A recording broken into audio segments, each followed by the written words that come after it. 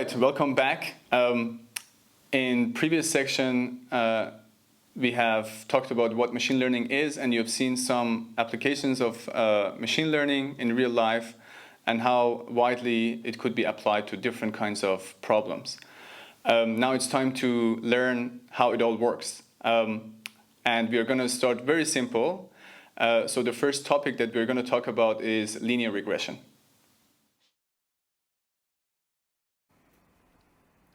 Let us assume that we are curious about flowers, and recently we got to know a new family of flowers called iris.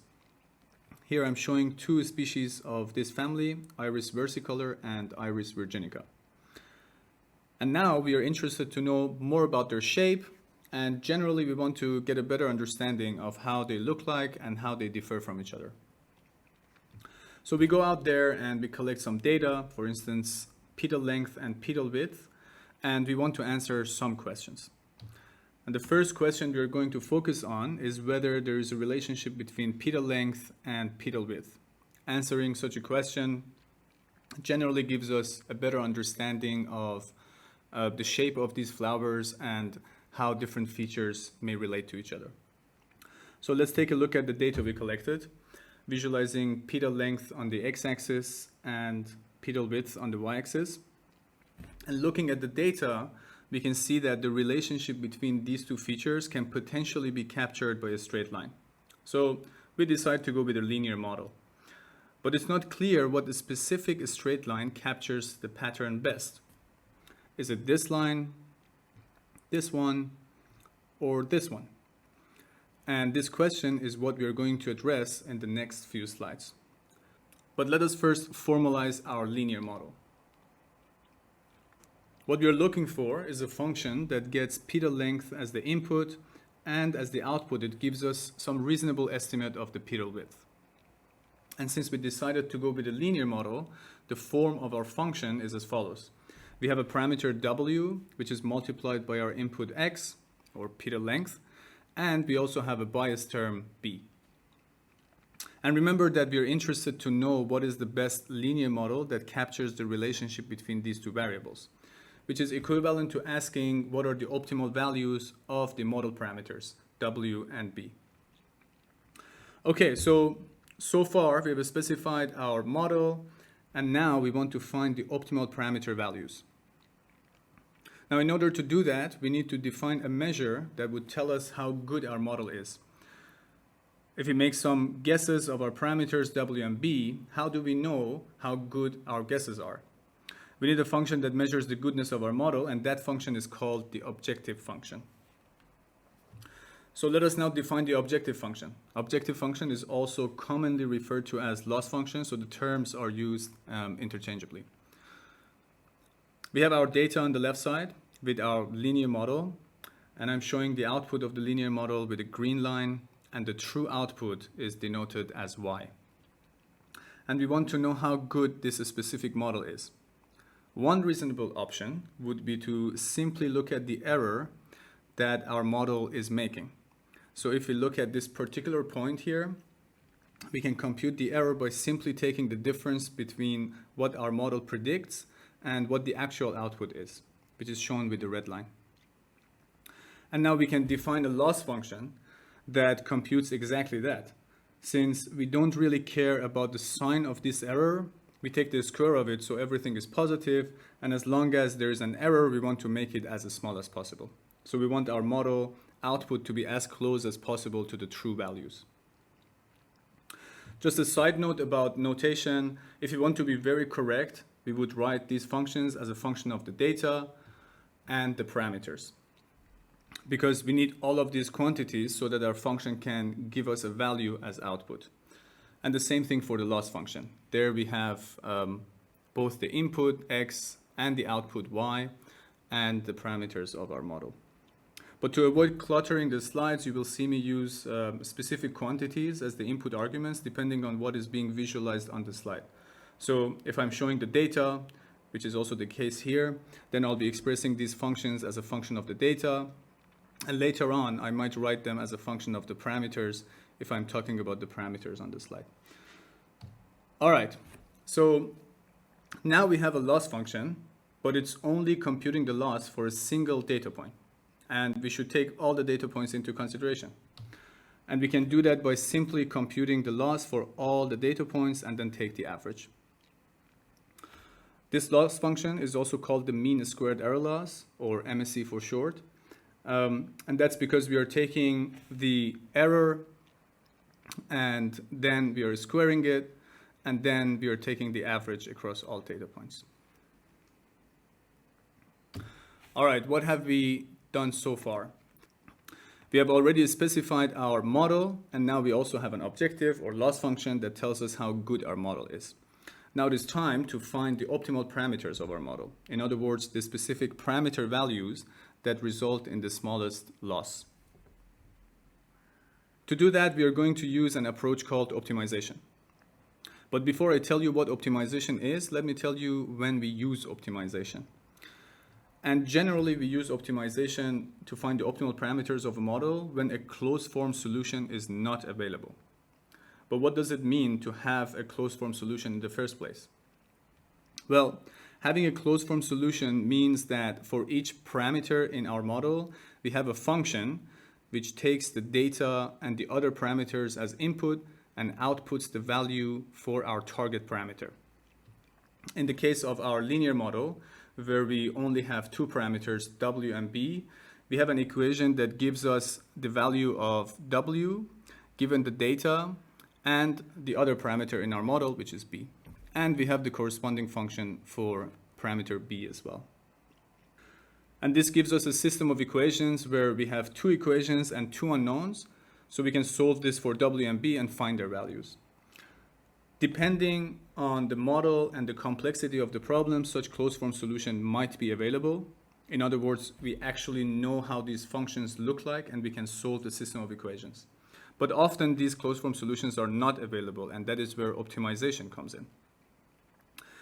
Also, it's worth noting that for the problem we are dealing with here, which is linear regression, a closed-form solution does exist.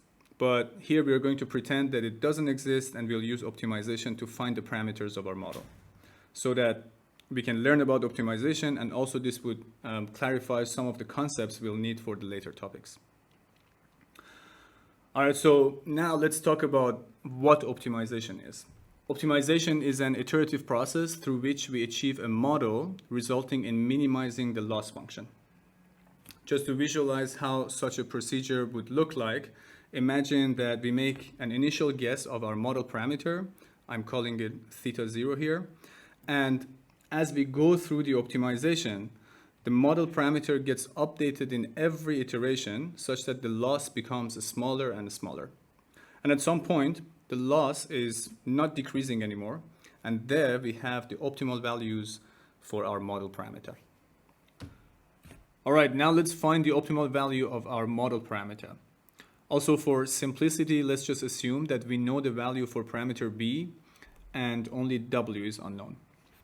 Let's try an initial guess for the value of parameter w, for instance, minus 0.3, which results in a line that looks like this. And now we can go ahead and compute the loss value for this initial guess. Also, a quick reminder of the complete form of the loss function. And here I'm writing the loss as a function of w because that is what I'm going to visualize next. So if we compute the loss with our initial guess of w, we get a loss value that is around 0.4. We can try another value, for instance, 0.3. And now the loss is much lower compared to the previous guess, and another value. And so we can go ahead and try a bunch of different values for w, and then pick the w that corresponds to the smallest loss and use that as the optimal value for our model parameter. And in this case that we are dealing with only one parameter, we can afford to try many different values and get a complete characterization of the loss landscape depicted by the line in the figure. And then we get a rather accurate estimate of the best parameter value. But the problem is that this approach only works for models with very few parameters. As soon as you have models with tens of parameters, then this approach of trying many different values for each parameter and all possible combinations becomes infeasible. So we need to come up with a smarter way to find the optimal value for our model parameters. And this is what we're going to do. Let's go back to our initial guess, which was minus 0.3. And remember that our goal is to find the value of W that corresponds to the smallest loss. In other words, we would want to move downward towards the bottom of the valley, which means that on the W axis, we want to move to the right in the positive direction. Now the question is, how do we get to the bottom of the valley? Maybe pause the video here and try to come up with some ideas.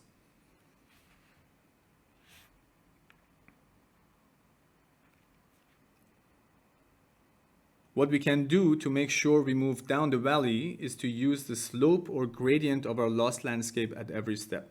In other words, the derivative of loss with respect to our parameter. So for our initial guess, the slope of the loss function is depicted by the orange line. And also at the top of the slide, I have written down the equation for the derivative just for the reference. So now let's use the gradient information to update the value of our parameter W. How do we do that? Well, from the figure, we can see that at the initial guess, the gradient is negative. The orange line has a negative gradient. But we want to move W in the positive direction. So the first step is to negate the slope value. So now if we update the value of W, we make a step towards right. But we also ideally want to have control over our step size. And for that, we can add another parameter, which just scales the gradient so we can control how much we want to update W. What we have here is called gradient descent, which is an optimization algorithm that updates the model parameters using the local gradient information. And this parameter alpha is called the learning rate. Now let's use the gradient descent to find the optimal parameter value. And when we run the optimization using gradient descent, we see that within few iterations, in this case around 20, it finds the value that corresponds to the smallest loss. And the nice thing is that gradient descent also scales up to models with thousands of parameters. One way to think of gradient descent in an intuitive way is to imagine yourself on top of a hill and that you want to go down the hill and reach the bottom of the valley. But the problem is that the weather is foggy and you cannot actually see the whole landscape. So your best bet is to use local slope information to make sure that you keep moving downward and towards the bottom of the valley. All right, we are almost done. But before we finish, I want to talk a little about the learning rate because its choice can be quite important. So for instance, if you choose a very small learning rate, it could take many iterations until you get to the bottom of the valley, just because small learning rate results in small steps. On the other hand, if you choose a very big learning rate, you might actually get a worse results just because you took too big of a step and got a new value that results in a bigger loss. Ideally, we choose a reasonable value between these two extremes, such that not only the model improves over iterations, but it improves in a reasonable number of iterations. And the value of learning rate is something that you would specify before starting to optimize or train your model. And usually these parameters that are specified before training are referred to as hyperparameters, just to make a distinction with the parameters that are being learned during training. So hyperparameters are specified before training and are fixed during training, while the parameters are updated and learned during training via gradient descent. Okay, we have come to the end of our first section, which was about linear regression. In this section, we start by specifying the model that suits the data and the question we had in the beginning. We then defined a loss function that would tell us how good the model is. And finally, we use gradient descent to update our model parameter so that iteratively we get a model resulting in the smallest loss value. The question we had in this section was whether there is a relationship between petal length and petal width.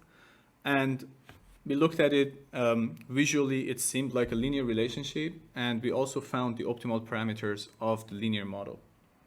In the next section, we are going to focus on a different question, and that is whether we can use petal length to distinguish between different plant types. Hope to see you there.